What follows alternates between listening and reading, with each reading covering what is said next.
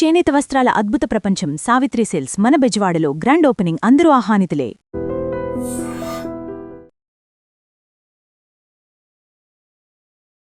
నమస్కారం, మీరు చూస్తుంది ఐ డ్రీమ్. నేను మీ కీర్తి.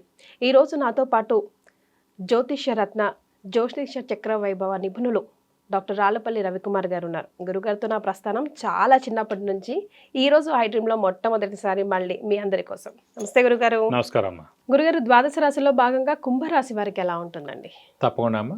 కుంభరాశి అనగానే మనకి ధనిష్ట 3-4 పాదాలు, శతభిషం 1-2-3-4 పాదాలు, పూర్వభద్ర 1 పాదం, పూర్వభద్ర 1-2-3 పాదాలు. ఈ నక్షత్రాల సమూహంతో మనకి కుంభరాశిలోకి వస్తుంది. కుంభరాశి అనగానే మనకి మెయిన్గా కొంచెం బద్ధకం ఎక్కువగా ఉంటుందండి. ఎందుకంటే శని దీనికి కూడా అధిపతి అయ్యాడనమాట. మకర రాశికి అధిపతి శని, కుంభరాశి. కుంభరాశికి మటుకు మెయిన్గా కొంచెం బద్ధకం ఎక్కువగా ఉంటుంది. ఈ లేజినెస్తోనే చాలా పనులు ఆలస్యం అయిపోతుండడం, మంచి ఇవన్నీ కూడా రేపు చూద్దాం, ఎల్లుండి చూద్దాం అని పోస్ట్ పోన్ చేసిన ఇలాంటివన్నీ జరుగుతుంటాయి. కానీ దయబలం, దైవానుగ్రహం మటుకు పరిపూర్ణంగా ఈ రాశి వాళ్ళకు ఉంటుంది. వీళ్ళ పర్సనాలిటీ ఎలా ఉంటుంది? వీళ్ళ పర్సనాలిటీ మెయిన్గా ఏంటంటే అందరినీ నమ్మేస్తారండి, ఈజీగా నమ్మేస్తూ ఉంటారు, మళ్ళీ మోసపోతూ ఉంటారు. కానీ పేషెన్స్ కూడా చాలా ఎక్కువ. ఎందుకంటే శని పేషెన్స్కి కారకుడు అండి. సో ఆ రాశాధిపతి శని అయ్యాడు కాబట్టి వాళ్ళకి మంచి పేషెన్స్ ఉంటుంది. అలాగే ఎక్కువగా వీళ్ళకి కుంభరాశి వాళ్ళకి కానీ, కుంభలగ్నం వాళ్ళకి కానీ కవలలు పుడతారు కదండి, ఎక్కువ ఈ రాశి వాళ్ళకి అనమాట. కుంభరాశి కానీ కుంభలగ్నం వాళ్ళ. ఎందుకంటే 5th హౌస్ బుధుడు అవ్వాలన్నమాట. బుధుడు ట్విన్స్ కారకుడు అనమాట. అలాగే వృషభ రాశికి కానీ, వృషభ లగ్నం వారికి కానీ ఎక్కువగా ట్విన్స్ పుట్టేందుకు అవకాశాలు ఉన్నాయి. సో వీళ్ళకి వచ్చేసి వెంకటేశ్వర స్వామి, వినాయకుడు, దత్తాత్రేయ స్వామి ఎక్కువగా ఇష్టపడుతూ ఉంటారు. అలాగే వీళ్ళకి వచ్చేసి ఆదాయం 2 అండి, వ్యయం 8, రాజపూజ్యం 4, అవమానం మనకి 2గా కనిపిస్తుంది ఈ సంవత్సరం అంతా. వీరికి కూడా మెయిన్గా ఏంటంటే ఏలినాటి శని లాస్ట్ ఫేజ్ అండి. ఇంకొక ఏడాది అర్థంలో మొత్తం ఏలినాటి శని కూడా వెళ్ళిపోతుంది. సో వెళ్ళిపోతూ వీళ్ళకి మేలే చేస్తుంది. ఇంకోటి అంటే మన సొంతింటికి మనం నిప్పు ఎలా అయితే అంటేచ్చో కుంభరాశి అధిపతే శని. సో వాడే మేలే చేస్తాడు కానీ నష్టమే పరచడు. అలాగే కుంభరాశికి ఎప్పుడు దైవబలం, దైవానుగ్రహం కూడా పరిపూర్ణంగా ఉంటుంది. అలాగే మెయిన్గా పంచమ స్థానంలో ప్రస్తుతం గురువు ఉన్నాడు. మనకి 1 జూన్ దాకా గురుబలం ఉంటుంది కాబట్టి ఏదైనా శుభకార్యాలు జరగాలన్నా కూడా మనం చేసుకుంటే మంచిది, ఆలస్యం చేయకూడదు. మళ్ళీ 6వ స్థానంలో గురువు వెళ్ళిపోతాడు. ఇక్కడ ఏలినాటి శని లాస్ట్ ఫేస్ ఉండి అక్కడ గురు బలం తక్కువగా ఉండి ఇదంతా మళ్ళీ 1 year వేస్ట్ అయిపోతుంది. సో వివాహం కానీ, మెయిన్గా సంతానం కానీ వీళ్ళు ఎవరైనా అనుకుంటే మటు ఖచ్చితంగా 1 జూన్ లోపల అనుకుంటే మంచిది. సో ఖచ్చితంగా అవుతుందండి. తదుపరి మళ్ళీ కష్టం. అలాగే వాహనం కూడా కొనేందుకు అవకాశం ఎక్కువగా ఉంది. అలాగే మెయిన్గా విద్యార్థులకి సువర్ణ అవకాశం అని చెప్పుకోవచ్చు. ఎందుకంటే పోటీ పరీక్షలన్నీ 1 జూన్ లోపల అయిపోతాయి కాబట్టి వాళ్ళకి ర్యాంకులు కూడా ఈ లోపల వచ్చేస్తాయి కాబట్టి మంచి సీట్ రావడం, మంచి ర్యాంక్ రావడం, మంచి చోట వాళ్ళు జాయిన్ అవ్వడం ఇవన్నీ కూడా జరుగుతాయి అన్నమాట. సో ఓవరాల్గా చూసుకుంటే 60%, 70% బాగానే ఉందని చెప్పుకోవాలి గురుగారు. సో ఆరోగ్యపరంగా కానీ, విద్యాపరంగా కానీ, వివాహం, సంతానం అన్నిట్లో బాగుంది, బాగానే ఉందండి. సో వెనకందు ఎక్కడున్నారు గురుగారు? ఎక్కడ వాళ్ళు రెమెడీస్ చేసుకొని కొంచెం బ్రష్ అప్ అవ్వాలి అంటే మనకి 6వ స్థానంలోకి గురువు వస్తాడు కాబట్టి కొంచెం గురువు వీక్ అవుతాడండి.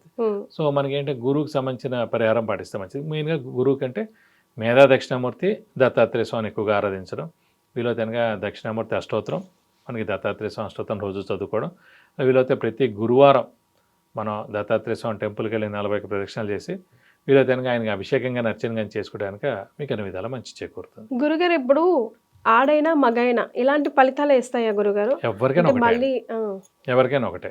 ఇప్పుడు గుర్తుపెట్టుకోండి, జాతకం ఎంత బాగున్నా ఇప్పుడు లత్త అలా అంటారు కదా గురుగారు, దాంతో కూడా ప్లస్ మైనస్లు అవుతాయా? ఏదంటారు? ఇప్పుడు లత్త ఉంటుంది, లేకపోతే రకరకాలు ఇంకా వాళ్ళ గ్రహాలు అనుకూలంగా ఉన్నాయి అంటే ఇన్డెప్త్ గా ఇండివిజువల్ జాతకం చేస్తే అది మారిపోతుంది కదా. అందుకని ఇప్పుడు మనకి ఏంటంటే ఇది ఓన్లీ ఈవెంట్ జరగడం అండి. ఈ ఏడాది పెళ్లి అవుతుందా లేదనేది గోచారం చెప్తుంది. జాతకం అనేది ఏంటంటే అసలు పెళ్లి యోగం ఉందా లేదా అనేది చెప్తుంది. అదనమాట. జాతకంలో ఏంటంటే 70% మనం క్లియర్గా తెలిసిపోతుంది ఉందా లేదా, ఇంచుమించుగా ఎప్పుడు అవుతుంది, లేకపోతే అసలు లేదా అనేది అక్కడ దాకా చెప్పచ్చు. కానీ గోచారం అంటే ఖచ్చితంగా ఈ ఏడాది ఇది అవుతుంది అని చెప్పచ్చు అన్నమాట. ఎన్నున్నా అదే చెప్తున్నాండి, జాతకం ఇదే ఉంటుంది, పక్కవాడికి మనది same date of birth, time of birth. వీడు ప్రయత్నించాడు, వీడు ప్రయత్నించలేదు, వాడికి ఇంట్రెస్ట్ లేదు. మెయిన్ ఏంటి ఇవన్నీ కూడా పూర్వజన్మ సుకృతం అండి.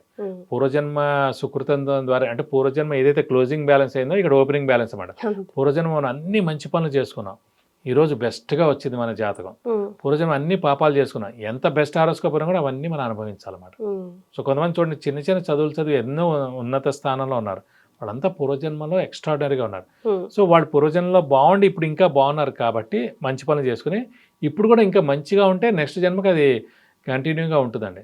ఉమ్, ఇప్పుడు వాళ్ళు అలా ఉండరు అన్నమాట. ఉమ్. ఇంకా చాలా ప్రాబ్లమ్స్ చేయడం, నేను ఆల్రెడీ ఈ స్థాయిలోకి వచ్చాక మనం ఏం చేసినా నడుస్తుందని చెప్పి చాలామంది పతనం అయిపోతుంటారు, పడిపోతుంటారు. ఉమ్. సో అక్కడే మనం కంట్రోల్గా ఉండాలన్నమాట. ఇప్పుడు ప్రస్తుతం ఉన్న పరిస్థితిలో ఎక్కువ కాల్స్ మీకు ఏ రాశి వారి నుంచి వస్తుంటాయి గురుగారు? ఇప్పుడు అన్ని ప్రాబ్లమ్సే గురుగారు, మీరు అంతా బాగా చెప్పారు కానీ మనకు అలా జరగట్లేదండి అంటే అని మెయిన్గా ఏలినాటి నడుస్తున్న వాళ్ళకే. ఎందుకంటే ఫర్ ఎగ్జాంపుల్ ఏలినాటి ఉందనుకోండి, ఏలినాటి అంటేనే డిలే అనమాట. ఏలినాటి అనగానే 3 రాశులు కవర్ అయిపోతాయి అందులో. ఫర్ ఎగ్జాంపుల్ ఇప్పుడు కుంభరాశి వాడికి ఏలినాటి ఉంది, మీన రాశి వాడికి ఏలినాటి ఉంది, మేష రాశి వాడికి ఏలినాటి ఉంది.